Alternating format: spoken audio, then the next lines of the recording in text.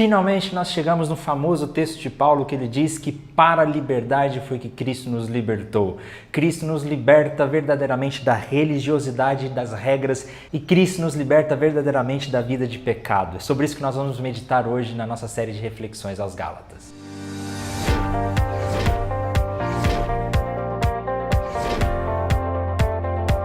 Seja muito bem-vindo a mais um vídeo da Escola do Discípulo, é muito bom receber você aqui. Nós estamos nessa série de reflexões da carta de Paulo aos Gálatas. Se você quiser assistir todos os outros vídeos, clica no box que está aparecendo aí em cima, você pode clicar que ele abre em outra aba e você assiste depois. Como sempre, e eu sei que talvez isso é chato, mas eu te peço, por favor, dá um gostei nesse vídeo, se inscreve no nosso canal, compartilhe para os seus amigos, porque quanto mais gosteis, quanto mais curtidas esse vídeo tiver, o YouTube entende que ele é um vídeo relevante e vai acabar divulgando para mais pessoas. E hoje nós vamos meditar no capítulo 5 de Gálatas, do versículo 1 ao versículo 15. E no versículo 1, Paulo diz aquele famoso texto: para a liberdade foi que Cristo vos libertou.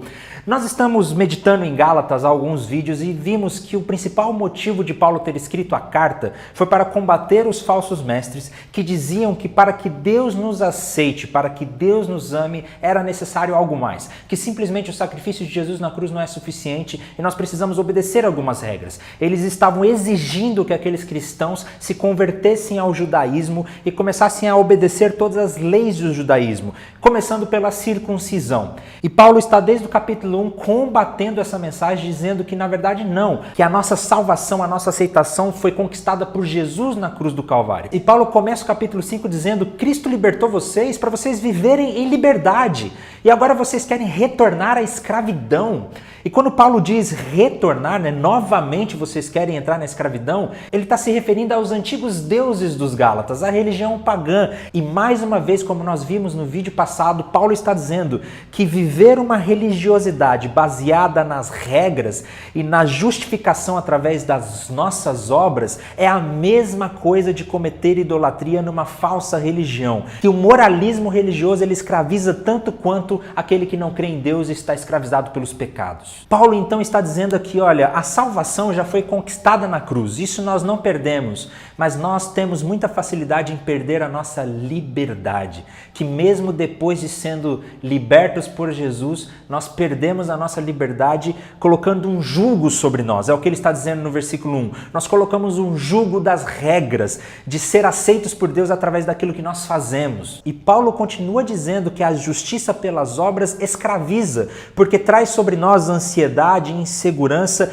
e quem tenta alcançar a aprovação de Deus fazendo alguma coisa, essa pessoa sempre vai viver insegura e nunca vai ter certeza do valor que ela tem em Cristo, que foi conquistado na cruz. A religiosidade, ela escraviza. E Paulo chega a afirmar que se os Gálatas se submeterem a esse jugo, a essas regras, e se circuncidassem, Cristo de nada valeria. Essa afirmação é espantosa, porque Paulo está dizendo que quando nós dependemos das nossas boas ações, das nossas próprias justiça, nós estamos dizendo que o sacrifício de Jesus foi em vão, não valeu de nada, porque Jesus poderia ter vindo ao mundo e dito, sejam boas pessoas, obedeçam todas as regras, mas não foi isso que aconteceu. Jesus levou sobre si a nossa condenação na cruz do Calvário, e quando nós dizemos que nós precisamos obedecer as regras para ser salvos, nós estamos dizendo que o sacrifício de Jesus não valeu nada, foi em vão. E aí no versículo 5, Paulo vai dizer que nós esperamos pela fé a justiça que é nossa esperança. Essa palavra esperança, ela perde muito do seu significado quando nós traduzimos para o português.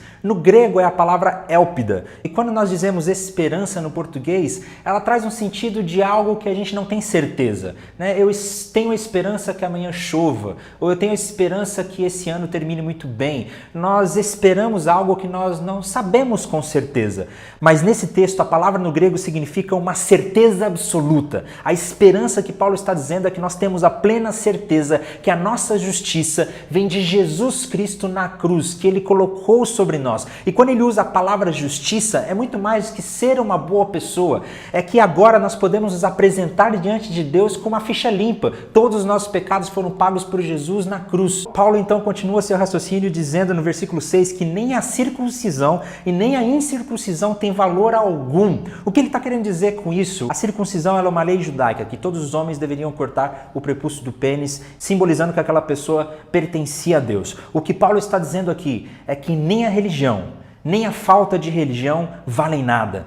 Que nem a religião e as coisas que nós fazemos têm algum valor e nem as coisas que nós deixamos de fazer faz com que Deus nos ame menos. Que na verdade a nossa justiça foi conquistada única e exclusivamente por Jesus na cruz do Calvário. O que Paulo está dizendo é, não tem nada que nós façamos que faça com que Deus nos ame mais, que coloque crédito nas nossas contas e faz com que Deus nos olhe diferente. E que também não existe nada que nós deixamos de fazer, ou não existe nenhum pecado, ou nada que a gente faça no mundo que faz com que Deus nos ame menos, ou que a gente fique em débito com Deus. Que toda a nossa justiça foi conquistada por Jesus na cruz. Essa verdade deveria nos trazer um equilíbrio e uma paz sobrenatural.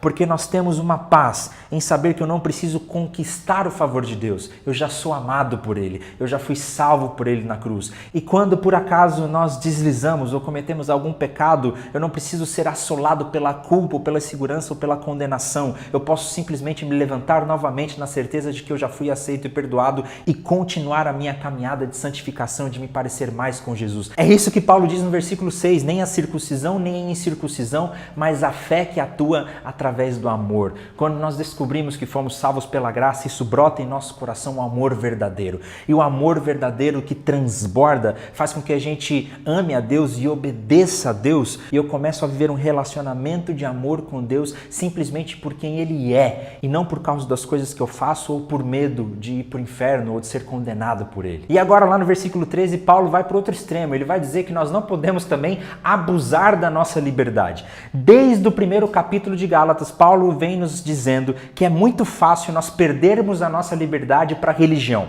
Que a religião ela pode ser escravizadora, colocar um julgo sobre nós de regra, de culpa, de insegurança, de nunca termos certeza se somos aceitos por Deus por causa das coisas que nós fazemos. Mas agora nós corremos o risco de ir para o outro extremo, o extremo da permissividade. Quer dizer então que se eu já fui completamente amado, aceito por Deus e não importa o que eu faça, ou não importa o que eu deixe de fazer, Deus me ama da mesma maneira, então agora eu posso viver do jeito que eu quiser. Mas o apóstolo Paulo deixa muito claro, irmãos, não usem essa liberdade para dar permissão ao pecado, mas sirvam uns aos outros. Aqui parece que existe uma pequena contradição. O apóstolo Paulo está dizendo que Jesus nos libertou verdadeiramente. Então agora eu não estou mais preso às leis e às regras e eu não preciso mais obedecer às regras para ser salvo. Mas agora Paulo está dizendo que eu não sou livre para fazer o que eu quiser, que eu não posso dar vazão à minha carne, mas que eu preciso obedecer às leis, servindo uns aos outros e amando o próximo como a mim mesmo. Eu tenho que obedecer às leis ou não tenho que obedecer às leis? Sim e não. O que Paulo está dizendo é que nós não estamos mais presos aos mandamentos como um requisito para ser aceito ou amado por Deus. Mas agora que nós já fomos aceitos e nós já fomos amados e nós descobrimos o quão maravilhoso Cristo é, agora nós temos o desejo de obedecer a Deus, de agradar a Deus e nós fazemos isso obedecendo os mandamentos. Nós não somos mais obrigados, mas é por amor, por um verdadeiro relacionamento com Deus. Resumidamente, essa liberdade que Paulo está dizendo é: Cristo te libertou. E libertou você para fazer o que você quiser. Todos os seus pecados foram perdoados na cruz. Não existe mais condenação sobre você. A justiça de Deus foi derramada sobre nós e quando Deus olha para você, Ele vê alguém justo, purificado, santificado. Então agora você pode viver do jeito que você quiser. Mas quando nós descobrimos essa verdade, que nós éramos tão pecadores, sujos, separados de Deus, mas Ele me amou primeiro e perdoou todos os meus pecados na cruz, agora eu sou livre.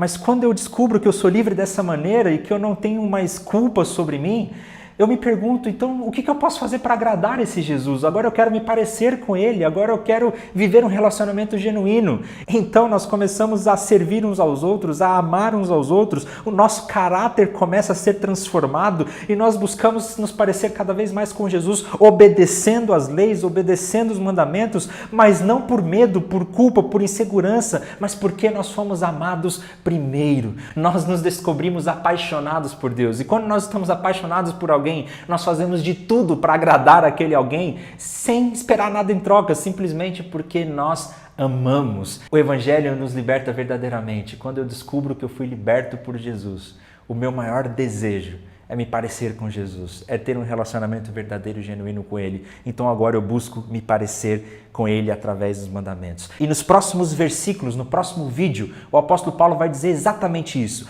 Como o Evangelho transforma o nosso caráter, gerando em nós o fruto do Espírito Santo. E agora nós temos uma luta de nos santificarmos, de nos parecermos com Jesus, de tornar o nosso relacionamento com Jesus cada vez mais íntimo, não mais por obrigação, mas agora pelo amor. Para a liberdade foi que Cristo nos libertou. Viva a verdadeira liberdade que foi conquistada na cruz do Calvário. Que Deus abençoe você.